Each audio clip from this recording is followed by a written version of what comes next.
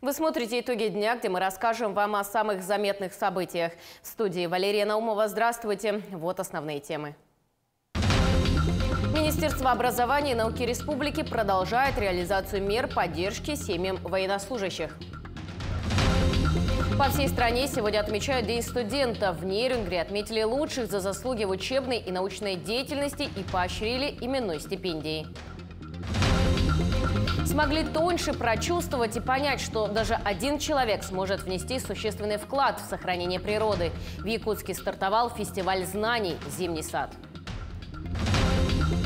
85-летие Владимира Высоцкого отмечает сегодня многомиллионная армия его поклонников. Расскажем, как в разных городах республики сегодня вспоминали артиста.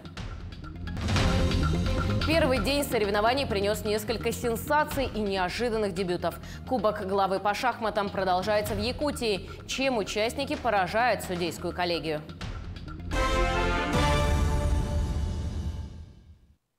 Управление образования окружной администрации города Якутска в связи с объявлением штормового предупреждения об опасном явлении погоды до 30 января 2023 года в Якутске сообщает, что с 26 по 28 января для обучающихся с 1 по 11 классов объявляется актированный день. Образовательными учреждениями будут изданы приказы. Министерство образования и науки Республики реализует 5 мер поддержки семьям военнослужащих. Об этом сообщила Алевтина Аргунова, первый заместитель министра образования и науки Республики. Так, 1034 ребенка освобождены от платы, взимаемой с родителей за присмотр и уход за детьми дошкольных образовательных организаций. 1092 обучающихся с 5 по 11 классы получают бесплатное питание в общеобразовательных организациях в период военной службы по мобилизации родителя.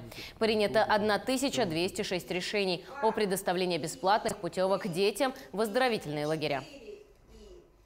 Кроме этого, у нас оказывается такая мера социальной поддержки, как специальная выплата студентам средних и высших профессиональных образовательных организаций.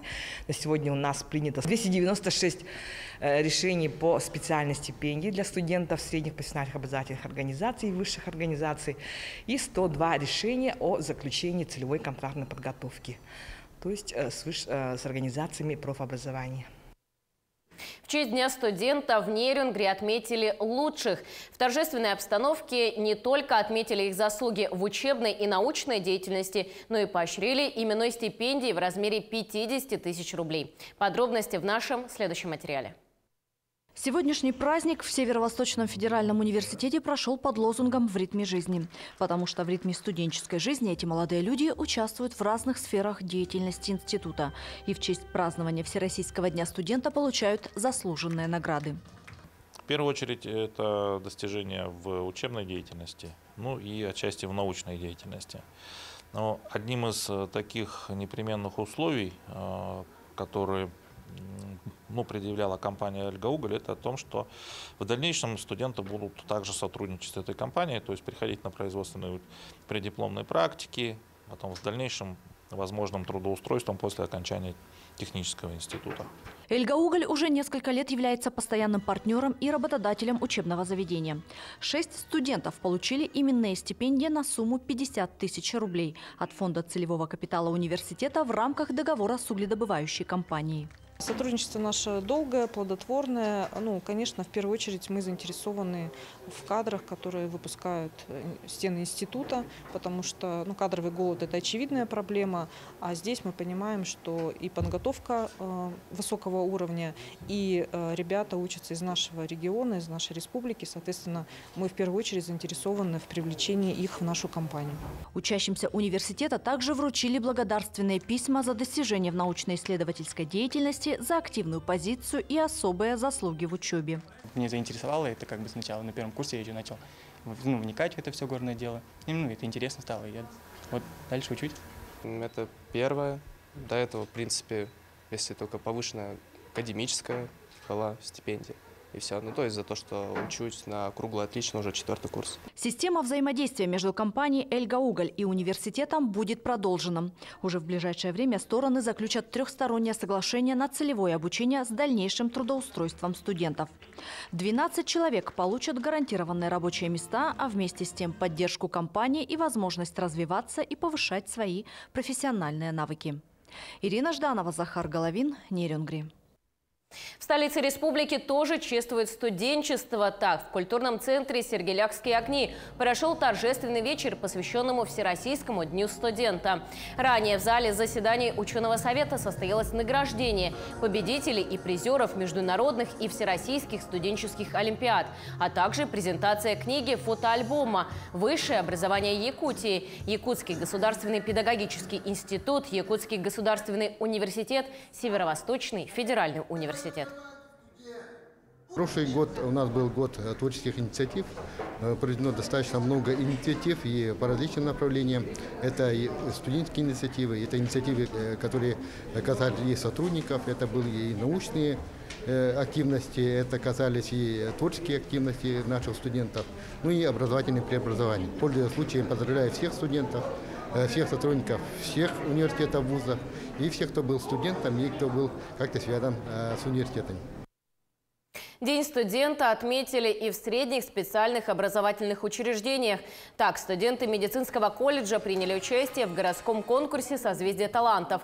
Квест «Труд», дружеская встреча по волейболу и вечер живой музыки. Сегодня в колледже работает 7 отделений. Учебные учреждения продолжают улучшать материальную базу.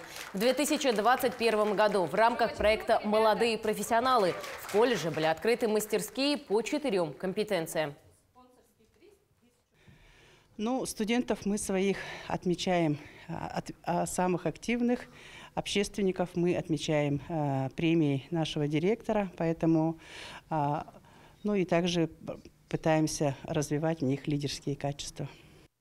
Говорят, настоящий студент – это тот, который жил в общежитии. С этим связаны многие веселые и интересные истории, яркие воспоминания и даже целые легенды. Именно здесь начинается та самая взрослая жизнь. Студенты из Якутии, обучающиеся во Владивостоке, рассказали и показали свои условия проживания. Подробнее в материале Лидии Гасанбалаевой. Жизнь в общежитии дает возможность обзавестись новыми знакомствами, друзьями, проявить и развить свои творческие и лидерские способности, стать самостоятельным и достойно вступить во взрослую жизнь. Жизнь в общежитии ДВФУ бьет ключом. У студентов сейчас проходят сессии, и ребята активно готовятся к экзаменам. Кто-то штудирует литературу, кто-то дописывает рефераты, а кто-то пытается просто выспаться перед экзаменом. Я как студент 3-го курса могу сказать, что в ДВФУ есть все условия для жизни, учебы и плодотворной работы. У нас в ДВФУ есть своя студенческая якутская организация «Кейскиль», которая помогает всем первокурсникам, нашим землякам, чтобы они быстрее адаптировались к взрослой жизни. Мне очень нравится жить в общаге, потому что здесь все условия для жизни, для комфортной жизни. Тут есть своя прачечная, кухня. Тут можно свободно перемещаться по корпусу. Здесь можно учиться, здесь есть библиотека.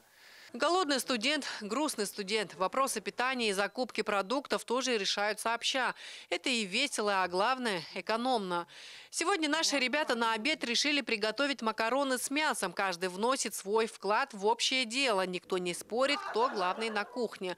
А весь процесс приготовления проходит в веселой, дружественной обстановке. Мы вместе собираемся и ездим на бесплатных шаттлах до Калина-Мола, там есть Самбери. Закупаемся и потом опять же обратно ездим на тех же бесплатных шаттлах обратно до кампуса. Мясо нам отправляют из дома родители через почту или, например, если кто-то летит из Якутска в Владивосток, они передают через других людей, и мы едим прямо тут на кампусе свое родное мясо. Главное правило общего проживания – это взаимопомощь. Ребята помогают друг другу в решении разных задач, в бытовых вопросах, поддерживают словом и делом. Это важные качества, которые пригодятся им в дальнейшем на протяжении всей жизни. Лидия Гасанбалаева, Владивосток. Ну а теперь перейдем к другим темам. С 1 января платить налоги стало проще и удобнее. Теперь не надо заполнять несколько платежек и сверять цифры в реквизитах. Достаточно внести деньги на единый налоговый счет, а управление налоговой службы распределит средства по всем необходимым платежам. С 1 января 2023 года в России начал действовать новый механизм расчетов с государством – единый налоговый счет. Он призван сделать фискальную систему более удобной и прозрачной, а также предотвратить различные ошибки при внесении обязательных платежей в бюджет. ЕНС – это фактически единая система расчетов налогоплательщиков с бюджетом. С переходом на нее больше не нужно считать налоги, выверять реквизиты в различных документах на оплату различных обязательных платежей, а также долго разбираться с недоимками и переплатами. Все деньги аккумулируются на одном счету, с которого затем налоговый распределяет средства. Главное понятие в новой системе – это сальдо ЕНС. Оно отражает разницу между поступлениями на счет и обязательством перед бюджетом. Если сальдо положительное, то есть больше нуля, значит вы внесли на счет больше средств, чем требуется для оплаты всех платежей. Если нулевое, значит выполнены все финансовые обязательства перед государством. Если отрицательное, есть задолженность перед бюджетом. Где получить единый налоговый счет? Федеральная налоговая служба сама откроет в федеральном казначействе ЕНС для каждой организации, индивидуального предпринимателя и физического лица. Никаких заявлений подавать не нужно. Переход на единый налоговый счет происходит автоматически и обязателен для всех. Как узнать свой единый налоговый счет? Увидеть свой ЕНС можно будет в онлайн-режиме в личном кабинете налогоплательщика. Однако реквизиты единого налогового счета знать вовсе не обязательно. В этом и заключается одно из главных преимуществ. Для оплаты через личный кабинет или бухгалтерскую учетную систему необходимо ввести только сумму платежа. А для оплаты через сервис ФНС уплата налогов и пошлин только ИНН и КПП плательщика и сумму. Что такое единый налоговый платеж? Это перечисление денег на единый налоговый счет одной платежкой, чтобы затем специалисты ФНС сами распределили средства в счет уплаты различных платежей в бюджет. При этом некоторые платежи можно проводить отдельно от ЕНП, а некоторые даже нужно. Единым налоговым платежом можно оплатить налог на прибыль, НДС, НДФЛ, страховые взносы, кроме взносов на травматизм, имущественные налоги, такие как транспортный, земельный, а также налог на имущество, акцизы, водный налог, налог на добычу полезных ископаемых, налог на дополнительный доход от добычи углеродного сырья, налог на игорный бизнес, налог при спецрежимах налогообложения, торговый сбор. Еще 3 платежа можно оплачивать в системе ЕПН или отдельно, на выбор налогоплательщика. Это сбор за пользование объектами животного мира, сбор за пользование объектами водных биоресурсов, налог на персональный доход для самозанятых. 2 вида платежей нужно оплачивать отдельно от ЕНП. Это все госпошлины и страховые взносы на травматизм. Как пополняется единый налоговый счет? Единый налоговый счет можно пополнить с помощью единого налогового платежа. Если компания или ИП положили на счет больше денег, чем требуется для уплаты всех платежей, они останутся на счету и ими можно будет воспользоваться в будущем. Также можно и вернуть переплату после подачи соответствующего заявления в налоговую. Кроме того, на ЕНС аккумулируются деньги, которые положены налогоплательщику. Это, например, налоговый вычет или возмещенный НДС. Как распределяются деньги с единого налогового счета? Налоговая служба автоматически распределит средства ЕНП, исходя из того, что сам налогоплательщик укажет в декларации или уведомлении. При этом установлен общий порядок очередности погашения требований. Недоимка, начиная с налога с наиболее ранним сроком уплаты. Текущие платежи, пени, проценты, штрафы. Если денег на НС недостаточно, а сроки различных платежей совпадают, ЕНП распределит пропорционально сумме обязательств. Когда вносить единый налоговый платеж? С введением новой системы власти также унифицировали все правила уплаты налогов и сдачи отчетности по ним. Теперь единый срок сдачи отчетности установлен на 25 число каждого месяца, а единый срок уплаты налогов на 28 число каждого месяца. Исключение предусмотрено лишь для физических лиц. Срок уплаты имущественных налогов для них остался прежним – 1 декабря.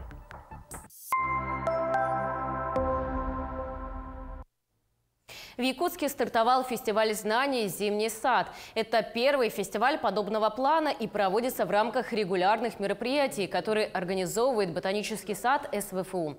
Цель фестиваля не только в том, чтобы люди посетили его, а еще и узнали что-то о природе родного края, смогли тоньше прочувствовать и понять, что даже один человек сможет внести существенный вклад в ее сохранение. В мероприятие привлечены как ведущие ученые, студенты, так и школьники. Они расскажут о своих своих научных работах, исследованиях, чтобы каждый мог открыть что-то интересное для себя. В течение 1,5 месяцев по выходным дням будут проведены семинары, мастер-классы, просветительские лекции для взрослых и детей. Вход на все мероприятия свободный. Эта выставка организована коллегами из Ботанического сада. Они имеют много друзей и коллег по всей России. Да, и, можно сказать, это большое доверие, то, что они свои рисунки отправили сюда, чтобы мы показали нашим детям, нашим жителям. За месяц вот эту выставку посетят многие жители нашей столицы, да, может быть, и приезжие гости нашей столицы. Да, и я надеюсь, это окно в прекрасное, окно в биологию, в науку и к любви нашей родной природе. 85-летие одного из самых известных авторов-исполнителей Советского Союза, поэта, театрального и киноактера Владимира Высоцкого, отмечает сегодня многомиллионная армия его поклонников. Стихи и песни Высоцкого знают во всем мире. В Якутии почитателей его таланта тоже немало. О том, как в разных городах республики сегодня вспоминали артиста, расскажет Анна Пшенникова. Старые пластинки, книги, плакаты с календаря за 89 год и даже диафильм с историей жизни Высоцкого – все эти сокровища и еще сотни других экспонатов составляют музей нерингринца Дениса Плеева. Творчеством Владимира Семеновича Денис увлекся еще в школе, когда отец принес домой аудиокассету с песней о друге. Со временем записей становилось больше, а интерес к биографии и наследию Высоцкого все сильнее. Вырезок очень много, которые я и сам собирал, которые люди отдавали. Буквально совершенно чужой мне человек, да, позвонил из города Якутска, из нашей столицы. Значит, вот смотрите, много вырезок, даже есть пластинки. Все, что связано с его творчеством, с его жизнью, какие-то такие, значит, самоиздаты, вот тут, видите, идут полностью, вот тут, значит, с его стихами, с какими-то биографиями. Под музей Денис отвел целую комнату в квартире. Основой оформления стал красный кирпич, поклон театру на Таганке, где служил Высоцкий. 3 февраля 19-го музей открылся, и с тех пор люди приходят сюда постоянно. Я очень рад, чтобы они пришли и прикоснулись вот хотя бы в этой комнате, в этой атмосфере прикоснулись вот к той истории, которая была в те годы, когда жил Владимир Семенович Высоцкий. Спустя полвека творчество Высоцкого не оставляет равнодушным никого. И Якутия не исключение. В прошлом году к наследию Владимира Семеновича обратился Алданский народный театр «Образ». В спектакль вошли песни, которые звучат остро и актуально даже сейчас. Он писал для народа, и оказалось, что одних артистов на сцене будет мало. В ноябре месяце состоялся спектакль под названием «Я люблю, и значит я живу». Ну, первая часть была наша артистическая, а вторая часть этого спектакля были приглашены наши алданские певцы, гитаристы, поклонники творчества Высоцкого. И вот вторая часть была очень жизненная, когда выходили люди разных профессий, подходили к микрофону, читали стихи и пели его песни, исполняли на гитаре. Это дорого стоит. Среди талантливых бардов-шестидесятников Высоцкий занял особое место. Его наследие перешагнуло порог советской эпохи и уверенно вошло в новое тысячелетие. Песни Высоцкого до сих пор звучат и на больших сценах, и в маленьких квартирах, летом у костра и зимой в строительных вагончиках. Безусловно, является чем-то особенным, наверное, даже для всех. Почему? То он представитель, скажем так, того класса творческих людей, которые себя не берегут, работают на износ.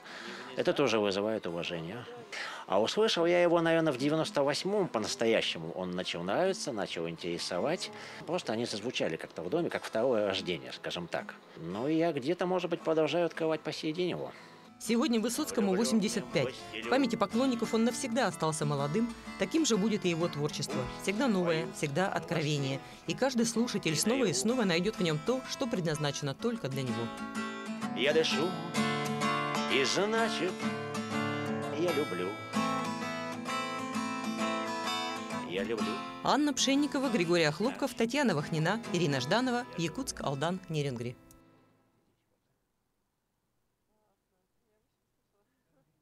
В декабре прошлого года в соцсетях ленчане много жаловались на убранство главной елки города, да и всей площади, на которой приходят вместе с детьми покататься с горки, прогуляться по парку и просто сфотографироваться.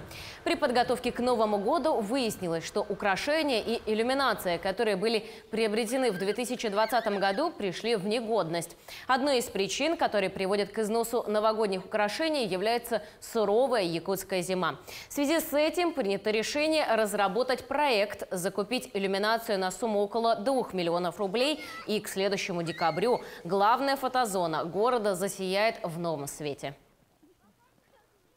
Разрабатывается проект полностью оформления нашей новогодней площади.